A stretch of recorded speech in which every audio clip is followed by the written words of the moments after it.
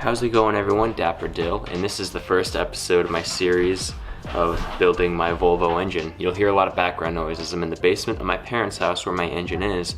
I have a V70R 2004. It has a 2.5 liter inline 5, and the issue with that engine is when you build power on it, it cracks the cylinder walls because there's gaps between the cylinder walls. When you add boost to it and modify it, it doesn't hold up the way I want it to, so I went and got a, let's see. So right here is a 2.3 liter T5 engine. So it was turboed. It's from a 2001 V70. It was T-boned. The engine was still good. Has 170,000 miles on it, so we're gonna completely gut it and we're gonna use the block and then pull everything from the R engine onto this block. So it'll still have the R head, the R manifolds, and everything else. It'll just have the 2.3 block, and it'll have forged pistons, forged rods. That way it'll hold the boost nicely. So we're gonna start taking this thing apart. It'll be a process, it'll be a while because I gotta save up for all the parts I need. Need the ARD studs, I think they are. All the gaskets for the manifolds, for the head. Gotta do research on what's gonna be best for those, and then all the other little things we're gonna need. So this should be fun. I also have no clue what condition it's in, so it'll most definitely need to be cleaned on the inside. Corona. As far as I know, the car was running great that it was taken from, so I'm praying the inside is clean. But we'll see. Gotta get this thing built before I blow that untuned one I have in my car now. I don't want to tune it twice. No point to tune that just to build this and tune it a few months later. So we're just gonna get this built, swapped over, and put into the V70R outside. I'm also getting an impact driver. It's in the mail. It's Cobalt. I have all Cobalt tools. They're great tools. Lifetime warranty on most of their things. 5-year warranty on their electric products. They're cheap and reliable, and they work great for what I need, so that's what I use. I have also never taken an engine apart or put one together, so this is going to be a huge learning experience. I'm super excited for. Best way to do it is to do it yourself and learn along the way. Too much money paying someone else to do it.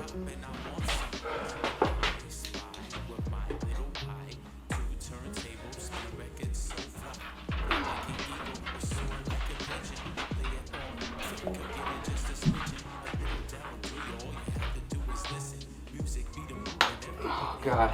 I think the paint they used on these engine covers like glued the bolt down.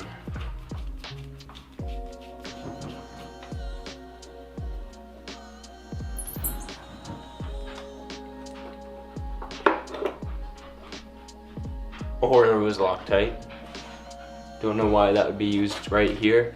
I'm not sure what parts I'll be needing, so everything is gonna go in Ziploc bags labeled so I know where they go. I guess I can also look back at the footage I record, and that'll help me out.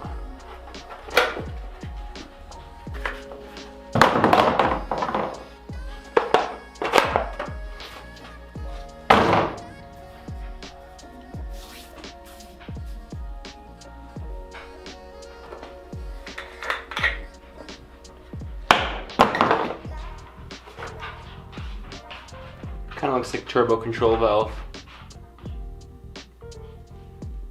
Honestly, not sure.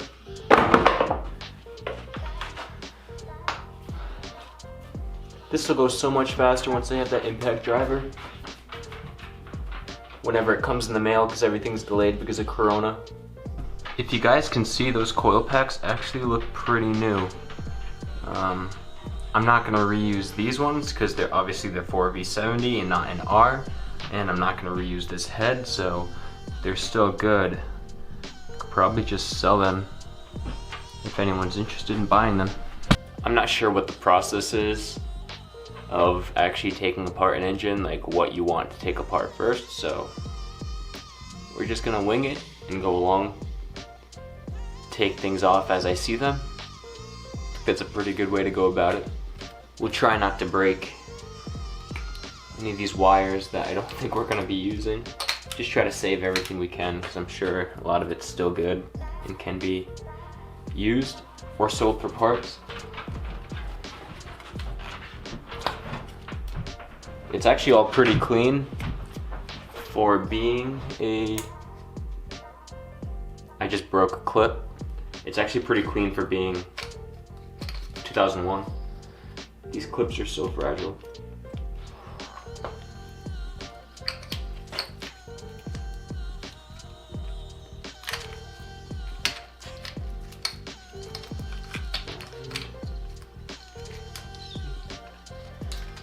And they're grounded, so I'm actually missing two 10mm sockets.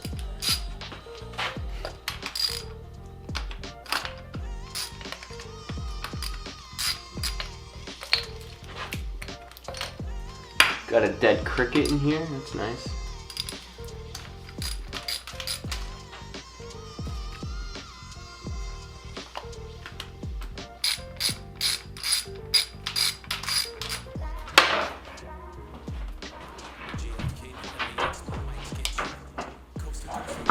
Alright, we'll take all the coil packs out.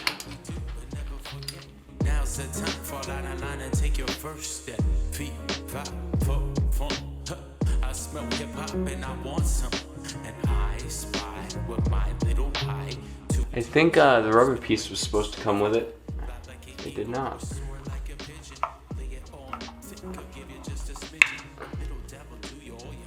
There we go.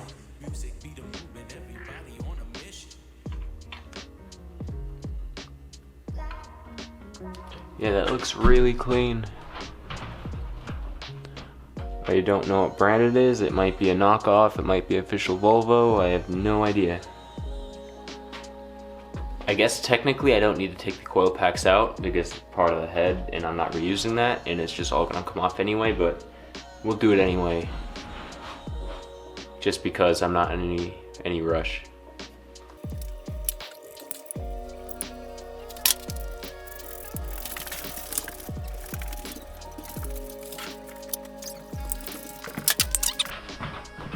There's oil in that one. If it'll focus.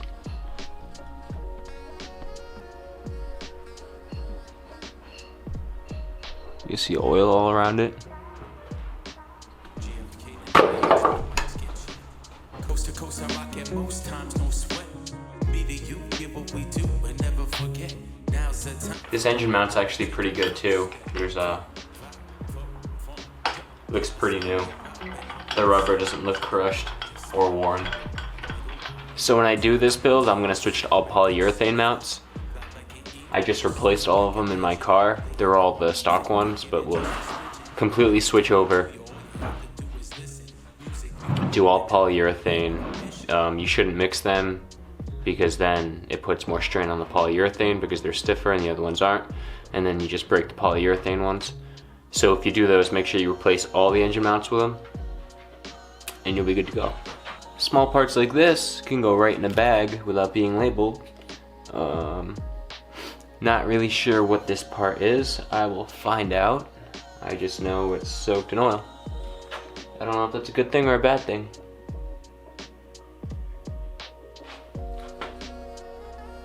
But the coil packs were connected to this.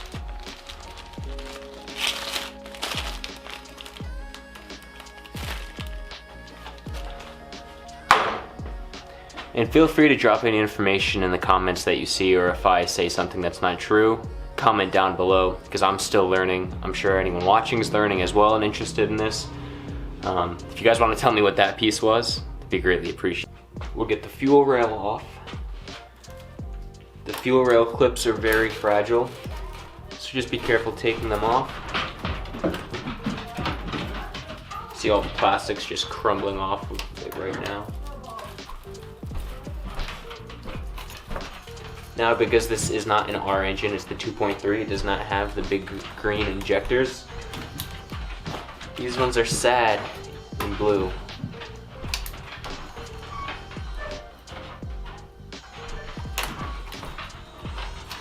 And so this is useless because when he pulled it off, he actually just cut the wires, so this can actually just be thrown out. We're not going to be reusing this again.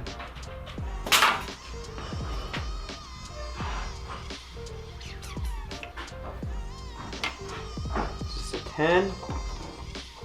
Fuel rail is not a 10, it looks like a 12. That's a 13.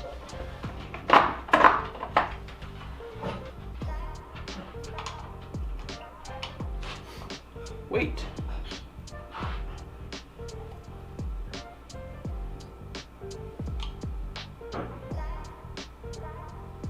No, just kidding, it is a 10. This was an 8, not a 10. I'm not going to be reusing these injectors, so...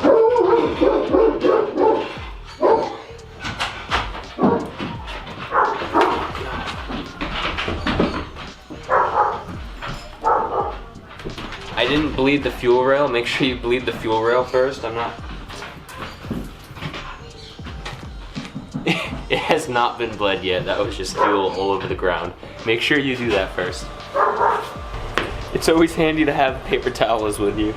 So as I pushed the little pin on the fuel rail, the fuel was actually coming out right here and it was going straight on the floor. So we're gonna avoid that mess and keep that pan there. We'll try to... In that pin for the fuel rail, it's just like a...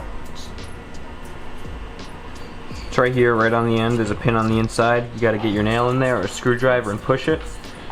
And in my case, it's draining out of the back. Sometimes it'll actually come out right here if it's pressurized. And it looks like a T25 to get this plate off the back of the fuel rail. That way you can get all the injectors out. And then this back plate should just slide off.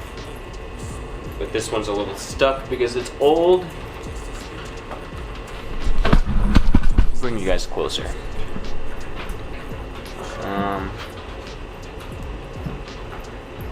It's supposed to just slide off. Just use what you have to push it off. I just used this wrench to try to push it off. I was actually afraid it was gonna slip under my fingernail, and that would not feel good at all.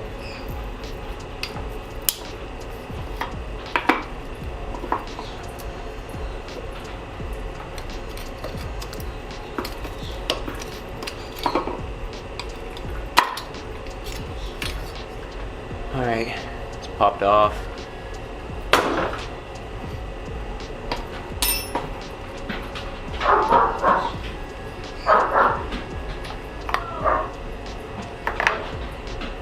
Now we can try to pull each injector out. Don't know how easy that'll be. I don't know what this piece is. There's not one on my V70R, and there's fuel in it. So I'm trying to pull that off first to see. I didn't get all the fuel out of the fuel rail. You can't see it, but it's all over my face. At least we got one injector out though.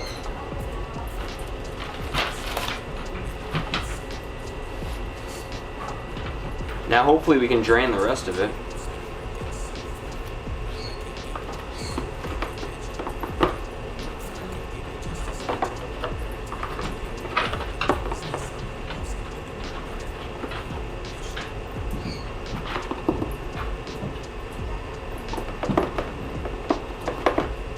I already have to wash my hands enough because of Corona. Being an EMT, they're super dry, it's gasoline. It's just gonna dry it out even more. Painfully got the injectors out. We have the fuel rail.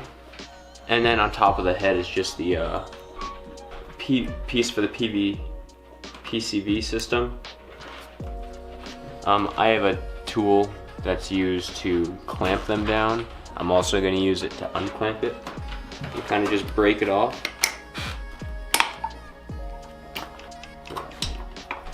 We'll go ahead and take the intake manifold off. So with the intake manifold, you have the dipstick for the oil. Pull that out. Obviously clean it if it's covered in oil. The oil is already out of this engine, so I don't need to worry about that. And then just unbolt this. This whole piece will pop right out. And then we can work on taking the manifold off. I'm not even gonna put the bolt in a bag. I'm just gonna bolt it right back to the manifold. This manifold's not going to be used again anyway.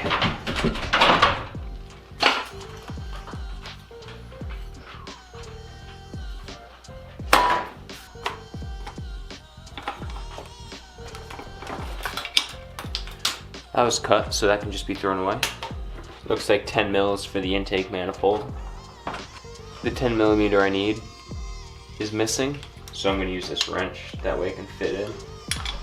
Get the lower charge pipe out of the way, make it easier to get underneath.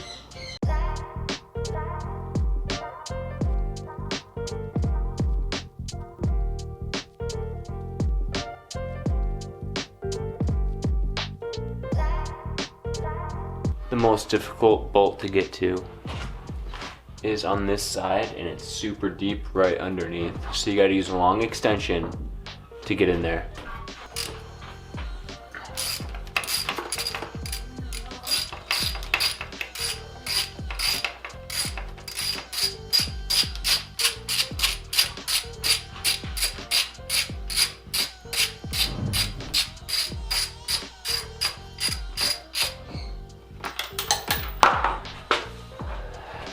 Alright, it worked. I should not be handling camera equipment and working on an engine at the same time. So to get to that last bolt, we're gonna use this 10 mil piece and a 1/4 wrench to try to get in there. It's a tight space. If it fits, you could also use a 1/4 drive with the 1/4 on it and that put into it just like that.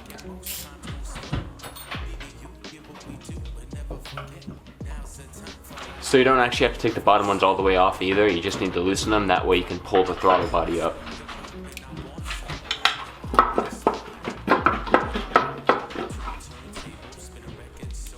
At least loosen them enough to where it's going to clear it. So there's one more bolt I forgot underneath the throttle body. I believe it's the banjo bolt. That needs to come out. Be easiest to use a wrench to get to that. It takes a 17 millimeter wrench to get the banjo bolt off if you have an OEM banjo bolt. I think that's OEM.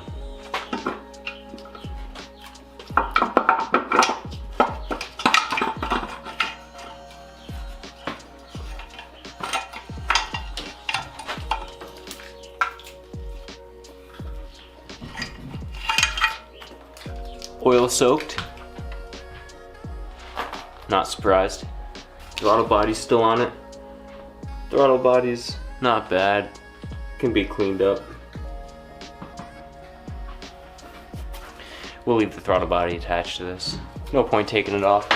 Never reuse gaskets. Never, ever, ever, ever, ever. Don't you do it. So that one piece I was trying to figure out what it was. It's on the very top of the engine. The harness that connects the coils connected to it. I believe it was a timing solenoid. That's what all the oil was on the inside, so it's very important. So I put it back on, bolted it back down, and then that way nothing got into it. I don't know what I'm doing with my hand. That will do it for the first episode of this teardown of a 2.3 turbo engine. Next we'll go over setting the timing on it and making sure that everything stays there, that way none of that gets messed up. I'm not sure if it's going to matter, seeing we'll be swapping all those parts over, but we're going to do it just in case, and we'll continue breaking down that engine. Once that's all done, we'll get it cleaned up nicely and then get the aftermarket parts into it. I appreciate you all for watching. Subscribe, hit the notification bell to stay up to date on this Volvo build. I hope you all have a good night.